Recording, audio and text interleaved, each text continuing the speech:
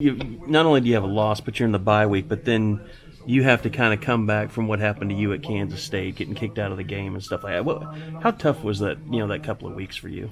And the day was very tough, man. And the day I hurt my team. I should have been a smarter player, but we so far past that, man. So I just like to focus on Baylor this week, man. The reason I'm asking is just because you're going to another hostile environment. Yeah. What do you hope to take out? What do you hope the team kind of takes out of that? Kind of watching, not just you, but a lot of people kind of lose their composure in that environment in Manhattan. Oh yeah, I feel you, man. It was kind of ignorant for me, and I just seen it tremendously how bad it hurt my team, and you go through things for a reason. I'm glad it happened to me for that reason, to know that I'm a valuable player to this team, and they need me and definitely use me. And if I keep my head in the game, man, that'll definitely hurt my team, so I'll definitely put it on me.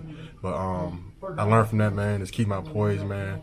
Still play your game, man, but try not to let the other players, the other team, get you out your character and who the player I am truly am. Trey Brown told me that you apologized to him afterwards, and he readily accepted your apology, saying it was a mistake, but you grow from it. What does it mean when you have a teammate like that just to move on? It's great to have teammates like that, especially to tell you about yourself, especially when you see it with a clear-eye view. And I'm definitely grateful to have a teammate like Trey Brown, man. He's been tremendous to this team, and a great brother, man. We've seen all the things we went through, man. So I'm glad to tell me Trey Brown, tremendous leader, to tell me about myself at the point in time. And I'm glad he accepted my apology for hurting his team and him, because he definitely used his brother out there. But I'm grateful to Trey Brown, man, and what he brings to this team. And let me know what type of player I am. Parnell, what do you think's been the issue when it comes to not getting those takeaways that you guys have talked so much about? I think the issue, man, is really playing with the emphasis out there.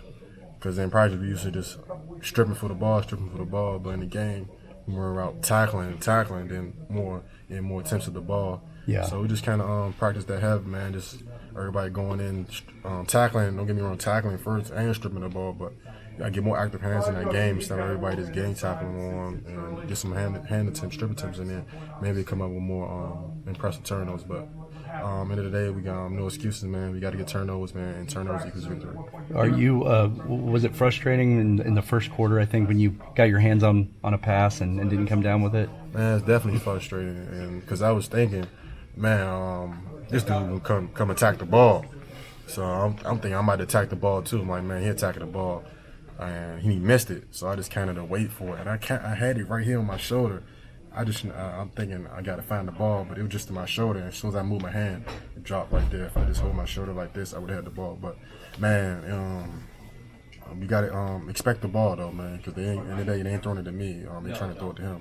So I got to expect the ball, man, and come up with them gifted turnovers. That was a gift right there, man, that we could have eventually took over early in the game and possibly changed the momentum of the game from the start right there. But, man, I hurt my team there, and I got to come up with the ball some way, somehow. Lincoln said that those guys, that there may be some guys on the team who are pressing too much, thinking about it too much, turnover-wise. I don't think that. I don't think that's necessarily the issue of us pressing too much and putting more emphasis on it. I think that's the great mindset to think that way, because in the day we gotta be a prick, we gotta get that ball out, man. So at the end of the day, man, we just gotta focus on what we gotta do, man. Just keep trying. Don't get discouraged just because we ain't get one in several weeks, man. The opportunity is gonna come, just like it did yesterday at the most valuable time. But we gotta keep playing. You brought up tackling. Is it tough to find that balance between emphasizing turnovers versus tackling? First you gotta tackle first, secure the tackle first, then worry about the turnovers. And we don't tackle. We don't have a chance in getting even a turnover. So. It's a kind of a balance of tackling and turnovers at the same time. But at the end of the day, we got to tackle first and trying to force turnovers. But turnovers not easy, man. I know they focus on emphasis of holding the ball and things like that throughout their week of practice and how they prep, just how we do, man. So we can't get discouraged, man. We got to keep trying and keep attacking to that ball, and eventually we want to get something out. What makes Baylor such a tough place to play? Oh man, Baylor, I love Baylor, man. It's a good hostile environment. Got a good, great fans around them. Good poised environment that encourages their team. And Baylor is such a great team this year. They on the roll. I like the way they playing. It's a hostile environment down there, man. I can't wait to get down there, play in that environment, man. Just, play in front of them fans and our fans, man. It's ready to battle it all and give it all I got out there, man. I can't wait to get out there. if those fans get fired up or the players get fired up because they know what you've done in the past, why would this time be different for you? Man, this time will be different for me because it's a more important game, more valuable game, and I couldn't change the other times. I can't change yesterday. I can definitely change today. So I do what I got to do, man, and do what I've been doing all season, man.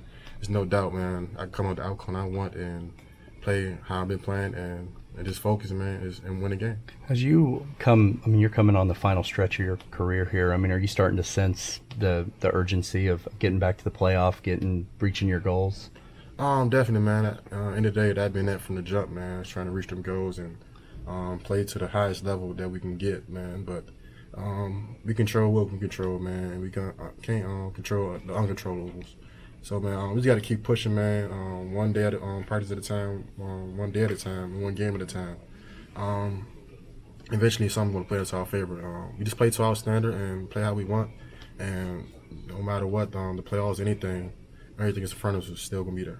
At times when you're starting to deal with your emotions, who are some of the people that really help encourage you to battle through that? Is it coaches? Is it teammates? Is it family? Who tells you just to stay level-headed on the field? Definitely my coaches, and teammates here and there, but definitely my coaches, definitely Coach Manning and Coach Grinch, man. Kind of give me that idea when I'm in red form and kind of wake me up, man. Kind of trying to keep my poise and just tell me we need you out there, man. We can't lose you again. And that kind of woke things up for me, man, and kind of calmed down, man. And I couldn't put my team in that difficult situation again.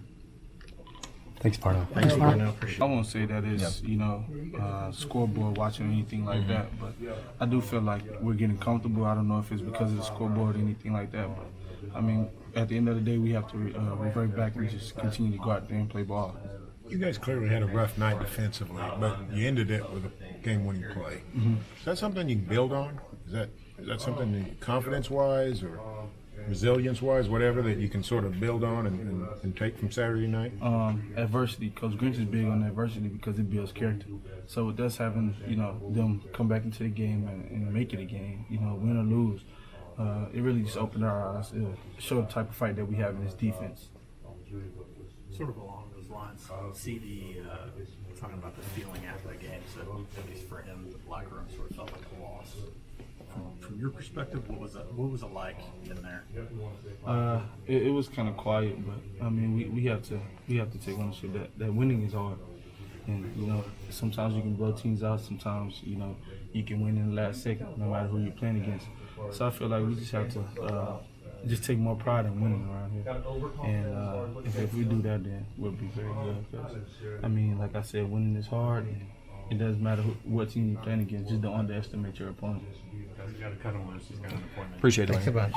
It's going to be there, a lot of things going. So how much are you anticipating getting back on the field? Yeah, I can't wait, to be honest. It'll be a great environment, obviously, game day being there. So these kind of opportunities, you dream for. You grow up as a kid, wanting to be on college game day and stuff like that. So excited for the opportunity. How disappointing have these last 2 weeks been? Extremely. Obviously not playing to the standard that we want to play on defense. And that's something that, for me, I take extremely personally. And so it's been extremely, disappointing these last couple of weeks. So, we got to get in the lab and get things fixed and get them fixed ASAP. Is everything just a little bit off, or is it you got to regroup in a week and get it going? It's really just regrouping and just getting our focus back right. I think that's really the main thing right now that we do need to get right, is just that focus for 4 quarters of a game. A lot of times throughout the game, we're riding a wave. One time we're playing good, and another time we're not playing good. So getting some consistency into who we are. We haven't had that these past 2 weeks, so we need to get back to that, and I'm gonna be relentless in getting that done. I was asking Alex about repairing psyches and damaged mental approaches and things like that. How do you go about doing stuff like that as a player? If you lose your confidence or whatnot, about tackling or whatever it is. Well, a lot of times, a lot of great athletes, they say, you earn your confidence in your preparation. And so, I think as a player, it's, being honest with yourself as a player, understanding that, you may not have made that tackle or you want to get better at tackling, or you want to get better at a specific area within your game, and being honest with yourself to know that you want to improve in that, and having the courage to go out there and truly, try to improve at it on the practice field.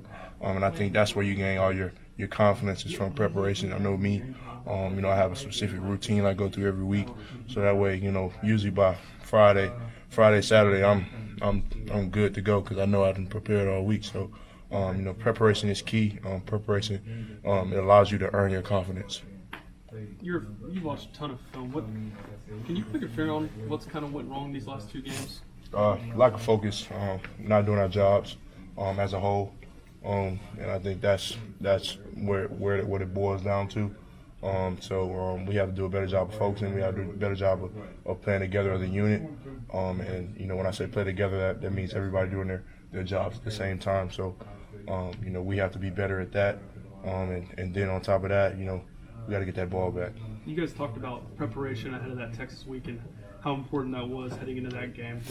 Has that dropped off at all, or have you guys practiced well, at least these last 3 weeks? Yeah, I feel like practice has been pretty well the last few weeks.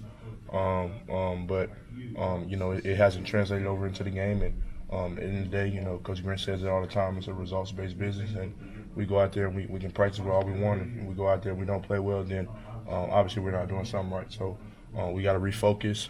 We got to get back on track and doing what we need to do. And I have confidence in my guys and confidence in the coaches in that room that we're gonna get that done. You said the last couple of weeks that you're going to do whatever it takes to fix this. As a leader, what exactly does that take? Is that being more vocal? Is that practicing harder? Is that making a play in a game? What exactly goes into fixing this? I think it could be a little bit of everything, to be honest. In those moments, after we, play bad, after we, go through a bad series, to me, I look myself in the mirror. And see what I could have done better and what I could have done to lead us better and stuff like that. So, specific things that that we have to fix, such as focus and making sure our energy is right throughout the whole game and not just the first quarter and stuff like that. And so those types of things are things that I take personal as a leader because it all starts with me. And so if I don't have that energy, if I don't have that focus, then how can I expect everybody else to have it? So. At the end of the day, with the issues and stuff like that, I look myself in the mirror and ask myself how I can be better for this defense, how I can be a better leader for this team. And like I said before, I'm going to be relentless in that, trying to get that fixed and trying to get our defense back to playing